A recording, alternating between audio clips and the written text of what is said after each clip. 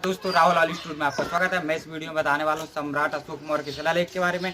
जो कि शिलालेख तीन प्रकार के मुख्य होते हैं, जो कि एक मुख्य शिलालेख जो चट्टानों में उभार कर बनाया जाता है, एक गुफा शिलालेख जो कि गुफाओं के अंदर बनाया जाता है, एक होता है सतम शिलालेख जो कि गोल चट्टानों पर लिख के बनाया जाता है। तो जहाँ पर अपन आए हुए हैं यह लघु शिलालेख है, लेकिन लघु उसके अंदर का है लघु शिलालेख। ठीक है, तो मैं आज उसी के बारे में बताने वाला हूँ वीडियो में। वीडियो को स्लिप मत कीजिए, मैं इसको पूरा पढ़ के बताऊंगा क्या लिखा है, पाली भाषा है कि ब्रह्मलिपि भाषा है कि देवनागरी लिपि है, इसमें है क्या। ठीक है, मैं वही वीडियो बताने वाला हूँ। वीडियो अभी मैं आपको लेकर चलता हूँ शिलालेख की ओर, उसमें कैसी लिपि लिखी गई है। ठीक है,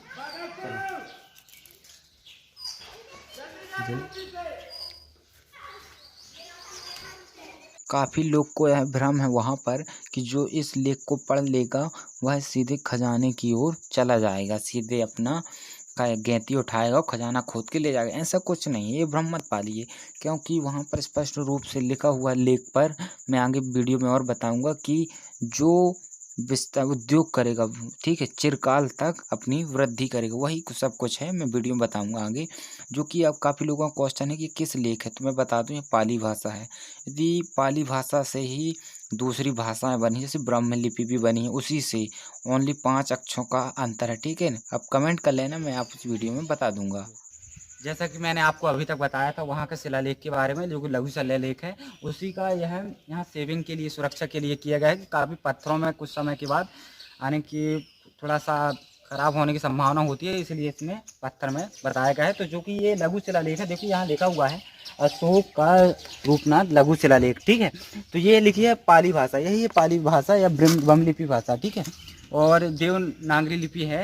ठीक है, तो जब आप कमेंट करेंगे तो मैं उसके बारे में अलग से बताऊंगा। ठीक है, लेकिन मैं अभी आपको इसका हिंदी अनुवाद में लेके चलता हूँ। ठीक है, यही बाजू से लिखा हुआ है। ठीक है, तो मैं आइए आपको बता दे रहा हूँ। ठीक है, देखो ये लिखा हुआ है। ठीक है, शिलालेख हिंदी में रूपांतरण। ठीक है, तो मैं इसका पूरा ट्रांसलेशन, जो कि आपको अर्थ समझ में नहीं आएगा, तो मैं वही बता रहा हूँ। जैसा कि लिखा हुआ इसका अर्थ है, ठीक है, देवों के प्रिय प्रियदर्शी राजा ऐसे कहते हैं। इसका शुद्ध मैं बता दूं आपको, जो मास्की का शिलालेख मिला हुआ आंध्र प्रदेश में, उसमें स्पष्ट रूप से लिखा हुआ है कि देवता, ठीक है, ये सम्राट अशोक मौर्य का ही इनको उपाधि है, जो कि इनको इसी नाम से पुकारा जाता था। ठीक है, उसमें स्पष्ट रूप से, तो आप भयभीत मत होइए कि देवी के प्रिय, ये क्या लिखा है।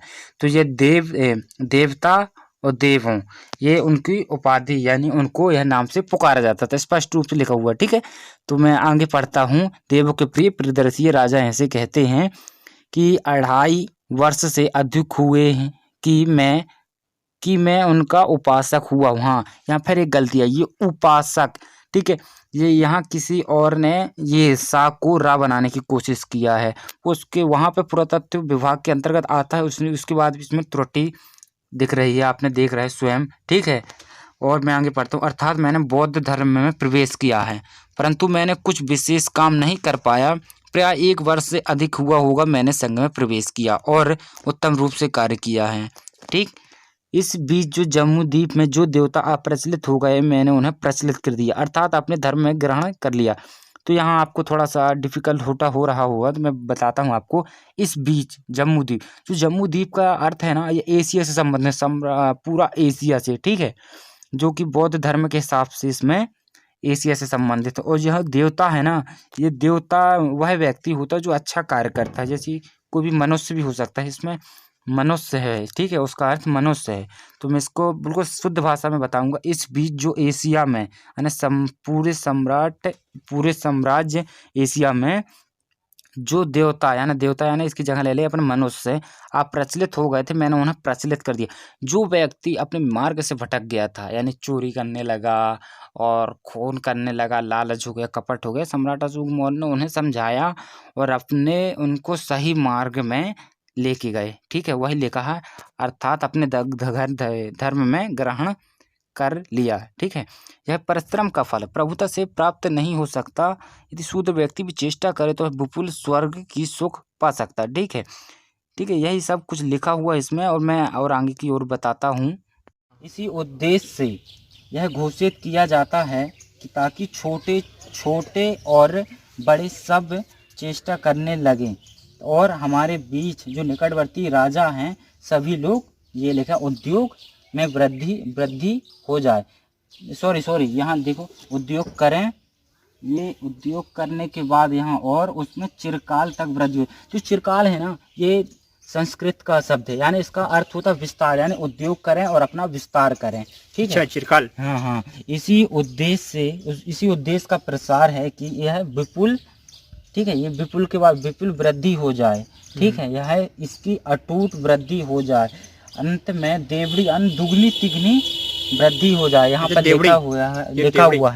लिखा हुआ है यही बात पर्वतियों पर शिलालेख पर लिखाई जाए और हर राज्य के निकटवर्ती राजा जहाँ शिलालेख स्तंभ, यानी जो शिलालेख स्तंभ होता है बोला गौतम, जैसे मैं बताया ना, जो कि 3 प्रकार के शिलालेख होते हैं, वही उस स्तंभ में भी लिखाई जाए।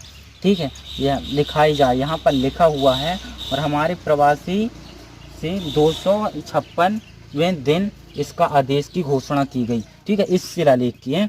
यह शिलालेख सन 232 वर्ष पूर्व का है। ठीक है, मैंने जैसा कि आपको बताया यहाँ की वीडियो के बारे में, यदि आप और मुझे कमेंट करते हैं तो मैं इसका पूरा आपको बताऊंगा। ठीक है, यदि आपने जैसा बताया मेरे को, यानी कि मैंने आपको बताया जो ब्रह्मलिपि भाषा, पाली भाषा और देवलिपि भाषा, इन तीनों में अभी आपको डिफरेंस भी समझना है, तो मैं है आप मुझे कमेंट कीजिए, मैं इसको वीडियो में बताऊंगा। ठीक है, यदि चैनल को आपने अभी तक सब्सक्राइब नहीं किया है तो मेरे चैनल को सब्सक्राइब कर लें और लाइक कर लें। ठीक है, मैं बहुत जल्द ही वीडियो लेके आने वाला हूँ। नमस्कार दोस्तों।